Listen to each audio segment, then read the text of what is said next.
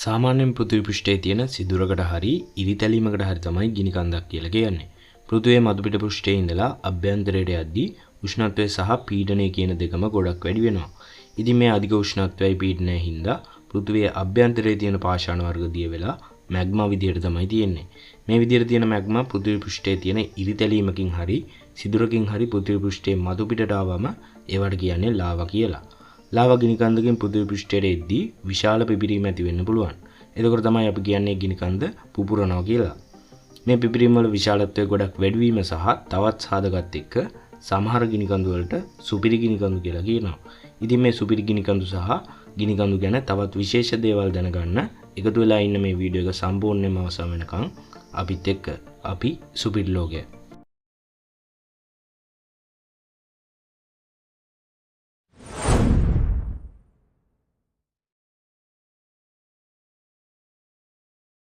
ගිනි කඳු ගත්තාම ඒවා ප්‍රධාන වශයෙන් වර්ග කීපයකට වෙන් වෙනවා. ක්‍රියාකාරී ගිනි කඳු, නිද්‍රාශීලී ගිනි කඳු සහ නිෂ්ක්‍රීය ගිනි කඳු විදිහට ඒවා වර්ග කරනවා. ක්‍රියාකාරී ගිනි කඳු නිතරම වගේ වරින් වර පිපිරීම් සිද්ධ කරනවා. දැනට වර්තමානයේ පිපිරීම් සිදු නොවුනත් අනාගතයේදී පිපිරීමක් සිදු වෙන්න පුළුවන් ගිනි කඳු වලට නිද්‍රාශීලී ගිනි කඳු කියලා කියනවා.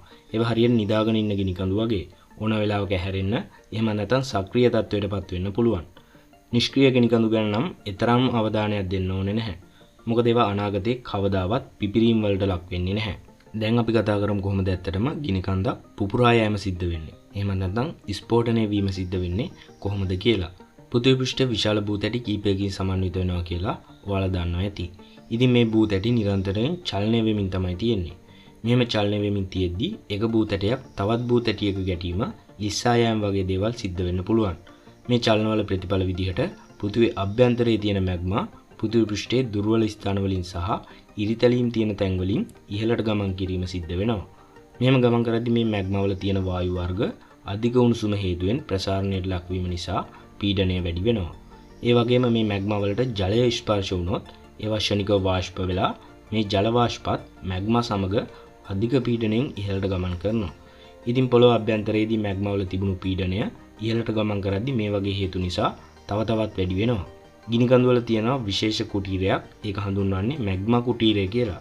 ඉතින් මේ මැග්මා කුටීරයට මැග්මා එකතු වීම සිදු වෙනවා. මැග්මා කුටීරයේ තියෙන මැග්මා ප්‍රමාණය වැඩි වීමත් සමග ඒක ඇතුලේ තියෙන පීඩනය වැඩි වීම සිදු වෙනවා. මේ අධික පීඩනයේ ප්‍රතිඵලයක් විදිහට දැවැන්ත පුපුරා යාමක් සමග මැග්මා ලාවා විදිහට ගිනි කන්දෙන් පිටතට විසවීම සිදු වෙනවා. ඒකට තමයි කියන්නේ ගිනි කන්ද පුපුරා යනවා කියලා. හරියට නිකන් බයිසිකල් රෝදයකට වැඩිපුර හුලං ගහද්දී ඒක ඇතුලේ තියෙන පීඩනය වැඩි වෙලා පුපුරලා යනවා වගේ.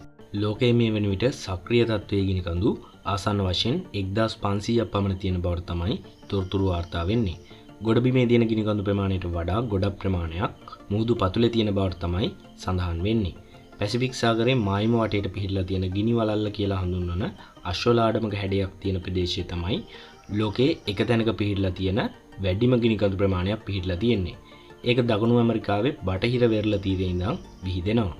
ලෝකයේ තියෙන මුළු ගිනි කඳු ප්‍රමාණයෙන් 3/2ක් පමණම මෙම ප්‍රදේශය තුල අඩංගු වීමද විශේෂ දෙයක්.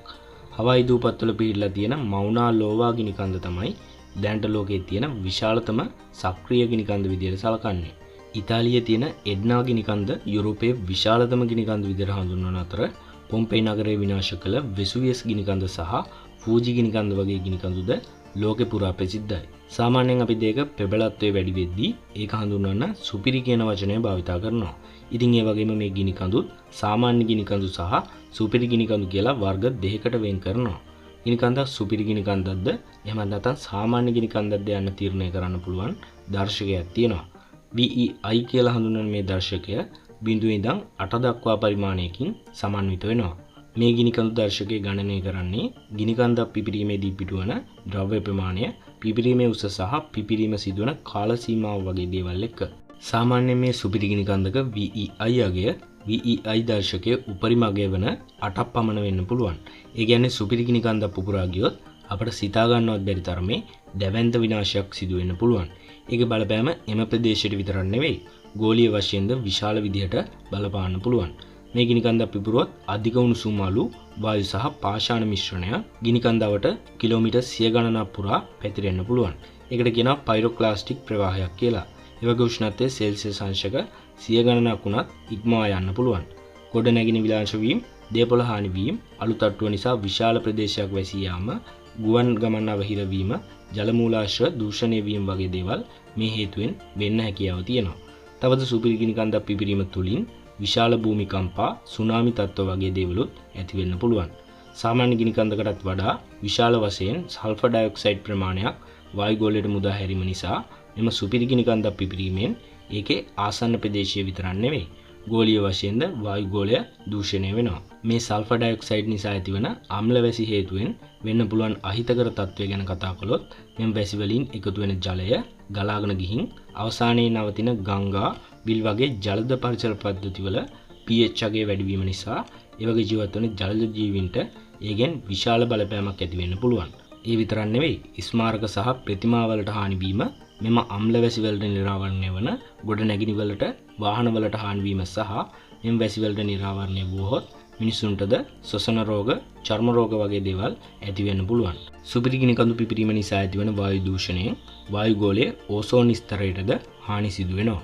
දැන් අපි කතා කරමු වර්තමාන ලෝකයේ තියෙන සුපිරි ගිනි කඳු කීපයක් ගැන. ඇමරිකාවේ යෙලෝස්ටෝන් සුපිරි ගිනි කන්ද. ගිනි කන්දක් කියලා කිව්වට ඇත්තටම මේක කල්දේරාවක්. කල්දේරාවක් කියලා කියන්නේ විශාල ගිනි කඳු පිපිරීමකට පස්සේ නිර්මාණය වන බඳුනක හැඩයෙන් යුතු අවපාතයකට. මේක නිර්මාණය වෙන්න හේතු වෙලා තියෙන්නේ මීට වසර මිලියන 2.1කට පෙර, වසර මිලියන 1.3කට පෙර සහ මීට වසර 6,30,000කට කලින් සිදු වුණු විශාල ගිනි කඳු පිපිරීම බවට තමයි සඳහන් වෙන්නේ. වසර මිලියන 2.1කට කලින් සිදු වුණු පිපිරීම තමයි මේ පිපිරීම අතරින් විශාලතම පිපිරීම වෙන්නේ. ඒක හඳුන්වන්නේ හර්කල්බෙරි රිච් පිපිරීම කියලා. මෙම පිපිරීමෙන් ටොන් බිලියන 2500කට අධික ද්‍රවයක් පිටවුණු බවත්, කිලෝමීටර් 1500ක පමණ ප්‍රදේශයකට අලු තට්ටුව විහිදී ගිය බවත් සඳහන් වෙනවා. ඇමරිකා එක්සත් ජනපදයේ වයෝමින් ප්‍රාන්තයේ යෙලෝස්ටෝන් ජාතික වන උද්‍යානය තමයි මේක පිහිටලා තියෙන්නේ. මෙම වන උද්‍යානය ලෝකයේ මුල්ම ජාතික වන උද්‍යානය විදිහට සැලකනවා. යෙලෝස්ටෝන් කල්දේරාව තවමත් සක්‍රිය තත්ත්වයේ පවතින අතර අනාගතයේදී ඒ පුපුරා යෑමට වුවත් හැකියාව තියෙනවා. ටෝබා ගිනි කන්ද. ඉන්දුනීසියාවේ උතුරු සුමාත්‍රාවල පිහිටලා තියෙන ටෝබා ගිනි කන්දත් සුපිරි ගිනි කන්දක් විදිහට සැලකනවා. යෙලෝස්ටෝන් වගේම ටෝබා ගිනි කන්දත් ලෝකයේ තියෙන විශාලතම සුපිරි ගිනි කඳු අතරින් එකක් වෙනවා. මීට වසර 74000කට පෙර සිදු වූ ටෝබා ගිනි කන්දේ පිපිරීම පෘථිවියේ මෑත ඉතිහාසයේ සිදු වුණු විශාලතම ගිනි කඳු පිපිරීම් වලින් එකක්. පිපිරීමෙන් පසු ඉතුරුණු කල්දේරාවේ ටෝබා විල නිර්මාණය වුණු අතර ටෝබා විල ලෝකයේ විශාලතම කල්දේරා විල් අතරින් එකක් විදිහට හඳුන්වනවා. දැනට ටෝබා සුපිරි ගිනි කන්ද අක්‍රියව නිද්‍රාශීලී ලෙස පවතින අතර අනාගතයේදී නැවතය සක්‍රිය තත්ත්වයට පත් වෙන්න උනත් පුළුවන්. නවසීලන්තයේ ටව්පෝ ගිනි කන්ද. නවසීලන්තයේ උතුරු දූපතේ පිහිටලා තියෙන ටව්පෝ ගිනි කන්දත් අතීතයේ දැවැන්ත පිපිරීම් වලට ලක් වුණු සුපිරි ගිනි කන්දක් විදිහට සැලකනවා. මෙම පිපිරීම නිසා ටව්පෝ ගිනි කන්දෙත් බොහෝමයක් සුපිරි ගිනි කඳු වල වගේම කල්දේරාවක් නිර්මාණය වෙලා තියෙනවා. ඒ කල්දේරාව තමයි ටව්පෝ විල විදිහට හඳුන්වන්නේ. නවසීලන්තයේ තියෙන විශාලතම විල වෙන්නේ මේ සුපිරි ගිනි කන්දේ තියෙන ටව්පෝ විලම තමයි. ටව්පෝ සුපිරි ගිනි කන්ද මීට වසර 26000කට විතර කලින් පිපිරීමක් සිදු කරලා තියෙනවා. ඔරුවානුයි කියලා තමයි මේ පිපිරීම හඳුන්වන්නේ. ඒක පසුගිය වසර 70000ක පමණ කාලය තුළ සිදු වුණු දැවැන්ත පිපිරීම් වලින් එකක්.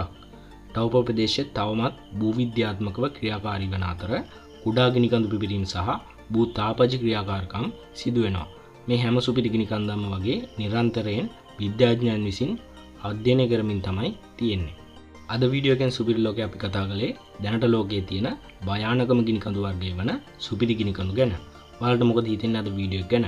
අපිට දැනගන්න ඔයාලගේ අදහස පහලින් කමෙන්ට් එකක් විදියට දාන්න. එහෙනම් මේ වගේ සුපිරි වීඩියෝ එකකින් නැවතත් අපි හමු වෙමු. අපි සුපිරි ලෝකයේ